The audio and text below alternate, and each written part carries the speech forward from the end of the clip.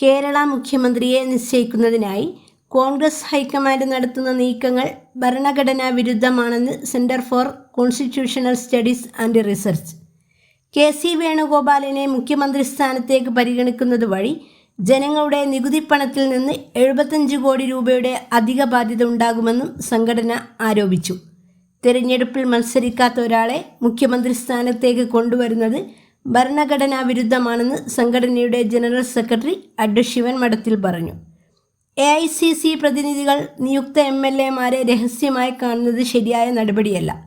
തിരഞ്ഞെടുക്കപ്പെട്ട അംഗങ്ങൾ പരസ്യമായി യോഗം ചേർന്നാണ് നേതാവിനെ തീരുമാനിക്കേണ്ടത്.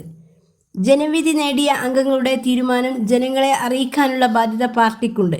കെ.സി. വേണുഗോപാൽ മുഖ്യമന്ത്രിയാകുന്നതിലൂടെ സംസ്ഥാനത്തിന് വൻ സാമ്പത്തിക ബാധ്യത ഉണ്ടാകുമെന്ന് സെന്റർ ഫോർ കോൺസ്റ്റിറ്റ്യൂഷണൽ സ്റ്റഡീസ് ചൂണ്ടിക്കാട്ടുന്നു. നേരത്തെ രാജസ്ഥാനിൽ നിന്നുള്ള MP സ്ഥാനം രാജിവെച്ചാണ് അദ്ദേഹം ആലപ്പുഴയിൽ മത്സരിച്ചത്. ഇപ്പോൾ ആലപ്പുഴ MP പദവിയിൽ ഇരിക്കുന്ന അദ്ദേഹം മുഖ്യമന്ത്രിയാകാൻ വീണ്ടും രാജിവെക്കേണ്ടി വരും. ഇതിലൂടെ ആലപ്പുഴ ലോക്സഭാ മണ്ഡലത്തിലും അദ്ദേഹം പിന്നീട് മത്സരിക്കുന്ന നിയമസഭാ മണ്ഡലത്തിലും ഉപതെരഞ്ഞെടുപ്പുകൾ നടത്തേണ്ടി വരും. 2 തിരഞ്ഞെടുപ്പുകൾക്കായി ഏകദേശം 75 കോടി രൂപയുടെ പൊതുമുതൽ ചിലവാക്കേണ്ടി വരിക. ഇത് ജനങ്ങളോടുള്ള വഞ്ചനയാണെന്നും സംഘടന ആരോപിച്ചു.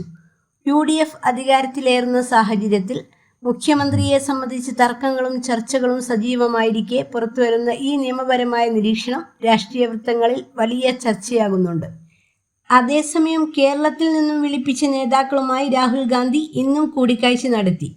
കേരളത്തിൽ നിന്നെത്തിയ നേതാക്കളിൽ ഭൂരിപക്ഷവും കെ.സിയുടെ പേരാണ് നിർദ്ദേശിച്ചിരിക്കുന്നത്.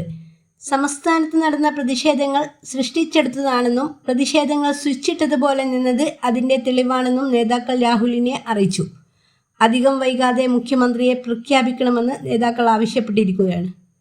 മുഖ്യമന്ത്രിയെ തീരുമാനിക്കാനുള്ള ചർച്ചയ്ക്കായി വർക്കിംഗ് പ്രസിഡന്റുമാർ, KPCC മുൻ അധ്യക്ഷന്മാർ അടക്കമുള്ള നേതാക്കളെ ഡൽഹിയിലേക്ക് വിളിപ്പിച്ചിരുന്നു. മുൻ KPCC അധ്യക്ഷന്മാരായ VM Sudheeran, K Muraleedharan, MA Hasan, Mullappally Ramachandran, K Sudhakaran എന്നിവരെയാണ് ഡൽഹിയിലേക്ക് വിളിപ്പിച്ചത്. വർക്കിംഗ് പ്രസിഡന്റുമാരായ ഷാഫി പറമ്പിൽ, PC വിഷ്ണുനാഥ്, AP അനിൽകുമാർ, മുതിർന്ന നേതാവായ തിരുവഞ്ചൂർ രാധാകൃഷ്ണനെയും വിളിപ്പിച്ചിട്ടുണ്ട്.